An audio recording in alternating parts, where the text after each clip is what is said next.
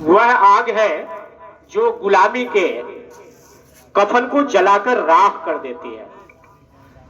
प्यारे बच्चों, चूंकि कल संविधान दिवस है, 26 नवंबर सन 1949 का दिवस जब भी आता है तो निश्चित रूप से एक भारतीयों के लिए एक बड़े ही जज्बे और जुनून के साथ पूरे देश में इस कार्यक्रम को बड़े ही धूमधाम से मनाया जाता है और मनाया ही जाना चाहिए, क्योंकि आज हम यहाँ जिस भी रूप में है, जो कुछ भी मिला है, वह इसी की बदौलत है, संविधान की बदौलत है। संविधान क्या है, इस पे हम चर्चा करेंगे। संविधान एक किताब है, पुस्तक है, एक नियमों एवं कानूनों का एक संग्रह है जिसके अनुसार पूरे देश की शासन व्यवस्थाएं संचालित होती हैं।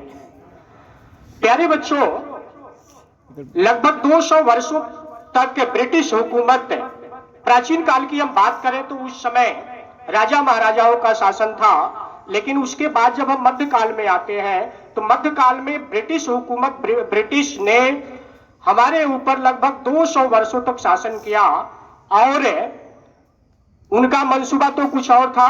वे भारत आए थे व्यापार करने, 16वीं शताब्दी में ईस्ट इंडिया कंपनी की स्थापना होती है और वे भारत आते हैं व्यापार करने। लेकिन जब भारत वो आते हैं तो भारत की जो सामाजिक, आर्थिक, सांस्कृतिक, राजनीतिक जो स्थितियां, परिस्थितियां होती है, तो उस पे उन लोगों ने गहन चिंतन किया, मनन किया। उस समय भारत 565 देशी रियासतों में बटा हुआ था, छोटे छोटे राजे रजवाड़े थे, एक राजा दूसरे राजा से लड़ता था और इसका लाभ ब्रिटिश हुकूमत ने लिया और भारत को उन्होंने गुलाम बनाया, भारत को उपनिवेश बनाया और भारत की जो भी रॉ मटेरियल थी, जो भी संसाधन थे, जो भी खनिज थे, वे सबको यहां से वे अपने देश उठा ले गए और भारत, वह भारत जो कभी विश्व के सोने की चिड़िया कही जाते थे, वहां से फिर उसका, भारत का विनाश होता है।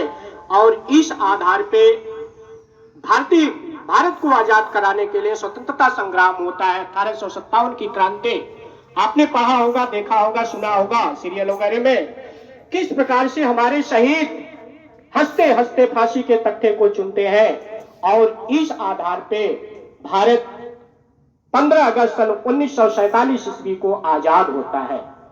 हमारे वे जो शहीद थे, हमारे वे शासक थे, हमारे वे जो सैनिक थे, वीर सिपाही थे, ब्रिटिश हुकूमत की जो जंजीरें थी उसको तोड़ फेंकते हैं और इस आधार पे भारत 15 अगस्त सन 1947 ईस्वी को आजाद होता है। प्यारे बच्चों, जब भारत आजाद होता है तब जरूरत पड़ती है यहाँ के एक संविधान के, क्योंकि इसके पहले अभी अभी हम लोग ब्रिटिश शासन के, ब्रिटिश नियम कानून के तहत हम संचालित होते, हम गवर्नर होते थे। लेकिन इस आधार पे आवश्यकता पड़ती है एक संविधान बनाने की और इस आधार पे संविधान सभा का गठन किया जाता है जिसमें 299 सदस्य होते हैं और वे जो सदस्य होते हैं वे राज्यसभाओं के आम जनता द्वारा चुन के आते हैं। इस आधार पे वे जो संविधान सभा बना, उसमें कई समितियां बनी, कई कमेटियां बनी, सबको सबका अलग अलग जिम्मेदारी दिया गया, आपको ये कार्य करना है। उसमें सबसे जो महत्वपूर्ण समिति बनी, बहुत इंपॉर्टेंट आपकी परीक्षा में आता है कि प्रारूप समिति, ड्राफ्ट कमेटी, जिसको लिखने की जिम्मेदारी बाबा साहब डॉक्टर भीमराव अंबेडकर को जाता है। आपकी परीक्षा में आता है संविधान सभा के अध्यक्ष कौन थे? कौन थे? इसमें बच्चे हमारे कंफ्यूज होते हैं। अभी मैं बताया कि प्रारूप समिति, ड्राफ्ट कमेटी और संविधान सभा के अध्यक्ष दोनों दो चीजें हैं। जब भी आता है तो आपको लगता है 50% बच्चे गलत लिखे जाते हैं। संविधान सभा के जो अध्यक्ष थे, 9 दिसंबर सन 1946 ईस्वी को संविधान के अस्थायी अध्यक्ष डॉक्टर सच्चिदानंद सिन्हा को बनाया जाता है और उसके मात्र 3 दिन बाद 11 दिसंबर सन 1946 ईस्वी को उस समय के तत्कालीन राष्ट्रपति डॉक्टर राजेंद्र बाबू को संविधान सभा का अध्यक्ष, अस्थायी अध्यक्ष बनाया जाता है। और इस आधार पर प्रारूप समिति को ये जिम्मेदारी दी जाती है कि आप ड्राफ्ट कमेटी के कार्य को सुचारू रूप से संचालित करें। और इस आधार पर उस ड्राफ्ट कमेटी में 7 मेंबर थे, लेकिन कोई विदेश चले गए, किसी का इंतकाल हो गया, किसी ने रुचि नहीं लिया, लेकिन पूरी जो दारोमदार था वह बाबा साहब डॉक्टर भीमराव अम्बेडकर के जिम्मे था। आप इतिहास पढ़ते हैं, पढ़िएगा उनका इतिहास जब फुर्सत मिले। लगातार वह व्यक्ति जो शुगर का पेशेंट था, शुगर लेवल काफी लेवल था, लेकिन लगातार 24 घंटे में 22 घंटे रात दिन जाग के खून पसीना एक करके उन्होंने भारत का संविधान लिखा। और प्यारे बच्चों, भारत का वह संविधान जो आज विश्व का सबसे बड़ा लिखित संविधान माना जाता है, आज उसी की बदौलत ये जो पंक्तियां पढ़ रहे हैं, शिक्षा का जो अधिकार, शिक्षा देने की जो अधिकार, जिसको समाज में हमको और आपको रहने का अवसर नहीं था, जगह नहीं था, हमारी ऐसी ऐसी धार्मिक पुस्तकें हैं जिसको हमको पढ़ने का, सुनने तक का अधिकार नहीं था। यदि कोई सुन लिया तो उसकी कान में शीशा पिघला के डाल दिया जाता। प्यारे बच्चों, गौर से सुनिएगा, किसी की जुबान पे यदि वो शब्द आ जाते थे तो उसकी जीवा काट ली जाते थे। उस एक कहा जाता ना कि ब्रह्मास्त्र, एक व्यक्ति आता है और ऐसी विषम परिस्थितियों में समाज में जो इस प्रकार की अंधविश्वास कुरीतियां जो फैले हुए थे। प्यारे बच्चों, मैं बता दूं, शर्म की कोई बात नहीं, आप इतिहास पढ़िएगा, महिलाओं को स्तन ढकने पर टैक्स देना पड़ता था। जो टैक्स देगा वो स्तन को ढकेगा नहीं, स्तन ढकने का अधिकार किसी को नहीं था। आप स्वतंत्रता पूर्वक आज हम आते हैं विद्यालय अध्ययन करने, शिक्षा अध्ययन करते हैं। उस समय किसी को शिक्षा, कुछ नाम मात्र के वर्ग विशेष को ही शिक्षा ग्रहण करने का अधिकार था, लेकिन आज हम क्या है? स्वतंत्र हैं। स्वतंत्र किस बात की? हम स्वतंत्रता पूर्वक जो भी डिग्री चाहे, यदि हमें काबिलियत है, क्वालिटी है, तो उस योग्यता को, उस क्वालिफिकेशन को, उस व्यवसाय को, उस पद पे, जो कोई भी पद है, सभी आम नागरिकों के लिए खुला है। आप चाहे XYZ कोई भी हो, यदि आप उस पद पे जाना चाहते हैं तो आपका स्वागत है। और प्यारे बच्चों, ये अधिकार कहां से हमको मिला? ये अधिकार हमको इसी भारतीय संविधान से मिला। यदि संविधान न होता तो शायद हम लोग इस रूप में नहीं होते। भारत में बहुत सी, भारत ही नहीं बल्कि विश्व की हम बात करें तो विश्व में बहुत सारी शासन प्रणालियां हैं। उसमें सबसे जो महत्वपूर्ण, जैसे मैं आपको बताया कि प्राचीन काल में राजाओं का जो शासन था, राजतंत्र, उसके बाद संविधान आता है। और संविधान का जो मूल आधार स्तंभ है, क्योंकि एक कहावत कही जाती है, जाके पैर न फाटे बेवाए, टीका जाने पीर पर आए। निश्चित रूप से हम आभारी हैं, कोटि कोटि प्रणाम करते हैं उन संविधान के रचनाओं को जिन्होंने इतनी गौरवशाली और महत्वपूर्ण संविधान को दिया हमको। लेकिन उसका लाभ हम आप नहीं उठा रहे हैं। आप देख रहे हैं आज समाज में क्या हो रहा है। संविधान को बदलने की बात हो रही है और इस आधार पे उस ड्राफ्ट कमेटी ने 26 नवंबर सन 1949 ईस्वी को संविधान को पूर्ण रूप से लिख के सौंप दिया। कब लिखा? 26 नवंबर को पूर्ण रूप से लिख दिया। और इस आधार पे वर्तमान की केंद्रीय सरकार ने सन 2015 ईस्वी से 26 नवंबर को प्रत्येक वर्ष संविधान दिवस या कानून दिवस के रूप में बड़े ही धूमधाम से इस पर्व को मना रही है। प्यारे बच्चों, इस बात आता है कि 26 नवंबर को जब संविधान बन के तैयार हुआ तो फिर हम लोग 26 जनवरी, भारत के कितने राष्ट्रीय पर्व है? 3, उसमें 26 जनवरी भी आता है। तो 26 जनवरी को, हालांकि 26 नवंबर के कुछ आर्टिकल पूरे देश में लागू होती है, लेकिन बहुत सारी चीजों को 26 जनवरी को पूरे देश में प्रभावित किया जाता है। क्योंकि यह भी प्रश्न आता है कि 26 जनवरी, जब 26 नवंबर को संविधान बन के तैयार हुआ तो 26 जनवरी को क्यों लागू हुआ? कोई बताएगा? क्योंकि जब कांग्रेस का, उस समय भारतीय राष्ट्रीय कांग्रेस देश की सबसे बड़ी आजादी थी, जब भारत का स्वतंत्रता अधिनियम की लड़ाई चल रहे थे, उस समय भारतीय राष्ट्रीय कांग्रेस का 1929 का अधिवेशन जब लाहौर में होता है, सुभाष बाबू उस समय के भारतीय राष्ट्रीय कांग्रेस के अधिवेशन के अध्यक्ष बनाए जाते हैं। उसमें इस बात को कही जाती है कि 26 जनवरी को हम लोग इस पर्व को मनाएंगे और इस आधार पर प्रत्येक वर्ष 26 जनवरी को हम लोग गणतंत्र दिवस के रूप में मनाते हैं। मैं आपको अभी एक बात बताया कि जो संविधान है वह लोकतंत्र जो है वह समानता का आधार स्तंभ है, और इस आधार पे वह संविधान जिस समय उसकी रचना हुई थी उस समय उसमें 395 अनुच्छेद और 8 अनुसूचियां थी। 395 अनुच्छेद और 8 अनुसूचियां उसको बनने में 2 वर्ष 11 माह 18 दिन लगे थे, और इस आधार पे विश्व का सबसे बड़ा लिखित संविधान बनके तैयार होता है, और 26 जनवरी को पूरे देश में वह प्रभावित होता है।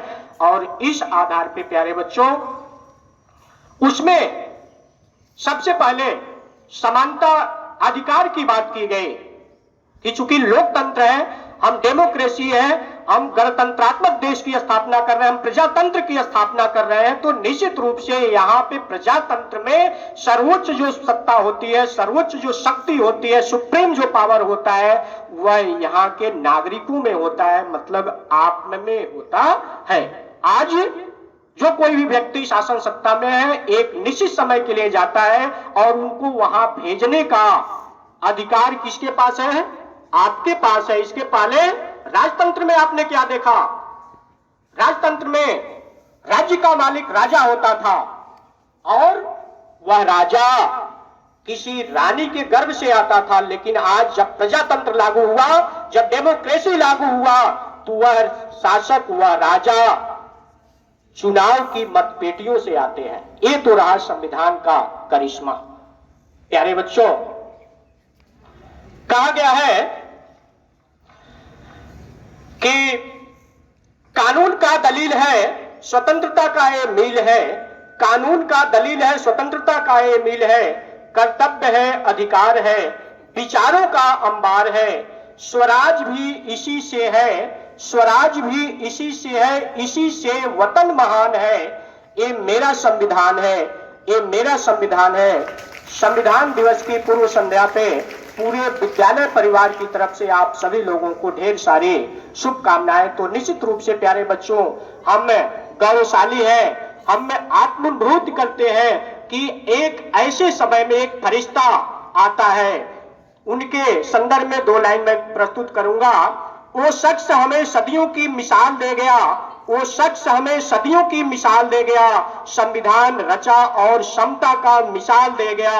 नींद से उठा एक फरिश्ता तूफान की तरह है, नींद से उठा एक फरिश्ता तूफान की तरह है, सारी बलाओं को जैसे अपने साथ ले गया, साथ ले गया। प्यारे बच्चों, समानता जब अधिकार की बात आती है, हमारे उस समय जब भारतीय संविधान की, मूल संविधान की जब रचना हुई थी, तो उस समय भारतीय नागरिकों को 7 प्रकार के मौलिक अधिकार थे, 7 प्रकार के। लेकिन बाद में उसमें संशोधन किया जाता है और जो 7वां जो मौलिक अधिकार है, संपत्ति का अधिकार होता है, उसको संविधान के नागरिकों के मौलिक अधिकार की श्रेणी से हटा दिया जाता है। और आज वर्तमान में हमारे कितने मौलिक अधिकार है? 6। उसमें पहला जो अधिकार है समानता का अधिकार, इक्वलिटी। आप विचार करें कि जो हमारे पास 7 मौलिक अधिकार है, 6 मौलिक अधिकार है, तो उसमें पहले नंबर पे समानता को ही क्यों नहीं रखा गया? भारतीय संविधान का अनुच्छेद 14 से 18 समानता की बात करता है कि हम चाहे जिस किसी भी जाति, धर्म, मजहब, क्षेत्र, संप्रदाय के हो, हम सभी क्या है? समान है। हमें किसी प्रकार का कोई विभेद नहीं होना चाहिए। और इस आधार पे भारतीय संविधान की जो प्रस्तावना रखी गई, उस प्रस्तावना में पूरे संविधान का सार है। संविधान की प्रस्तावना जिसे संविधान की कुंजी कहा जाता है, और भारतीय संविधान का आर्टिकल 32 जिसे संवैधानिक उपचारों का अधिकार किया गया। बाबा साहब से किसी ने पूछा कि आपको कहा जाए कि संविधान में सबसे महत्वपूर्ण क्या है, तो आप क्या बताएंगे? तो उन्होंने कहा कि हमसे कोई यदि पूछे तो उन्होंने कहा कि article 32 is the heart and soul of Indian constitution. भारतीय संविधान का अनुच्छेद 32 जो संवैधानिक उपचारों का अधिकार है, उपचारों की बात करता है, वह भारतीय संविधान की हृदय और आत्मा है। बात समझ आ रही है? इस आधार पे ये तो रहा भारतीय संविधान की खूबसूरती। और चूंकि ज्यादा हम नहीं बोलेंगे, आपका समय हो गया है, आप अपने स्थान पे खड़े होंगे, एक प्रस्तावना की शपथ लेनी है, उसके बाद आप घर जाएंगे। सभी लोग सावधान की मुद्रा में एक बार जोर से बोलेंगे, भारत माता की। इधर से छात्राओं से आवाज नहीं आ रही है। भारत माता की, भारत माता की। फिर बोलिए सर, एक बार बोलिए तो भारत माता की। भारत माता की, भारत माता की। बच्चों, आप जगह लेके खड़े हो जाएंगे। संविधान की उद्देशिका या संविधान की प्रस्तावना जैसा मैं कहूंगा वैसा आप लोग बिल्कुल गंभीरता पूर्वक, कोई शोर शराबा शोरगुल नहीं होना चाहिए। आप अपना दायां हाथ आगे करेंगे, जैसा यहां से अनाउंस किया जाएगा वैसा आप करेंगे। अध्यापक बंधुओं से भी निवेदन है, शपथ ग्रहण लेंगे। आवाज नहीं। हम भारत के लोग भारत को एक संपूर्ण प्रभुत्व संपन्न समाजवादी पंथ निरपेक्ष लोकतंत्रात्मक गणराज्य बनाने के लिए तथा उसके समस्त नागरिकों को सामाजिक, आर्थिक और राजनैतिक न्याय, विचार, अभिव्यक्ति, विश्वास, धर्म और उपासना की स्वतंत्रता, प्रतिष्ठा और अवसर की समता प्रदान करने के लिए तथा उन सब में व्यक्ति की गरिमा और राष्ट्र की एकता और अखंडता सुनिश्चित करने वाले बंधुता बढ़ाने के लिए दृढ़ संकल्प होकर अपनी इस संविधान सभा में आज तारीख 26 नवंबर 1949 ईस्वी को एतद द्वारा इस संविधान को अंगीकृत, अधिनियमित और आत्मर्पित करते हैं। धन्यवाद।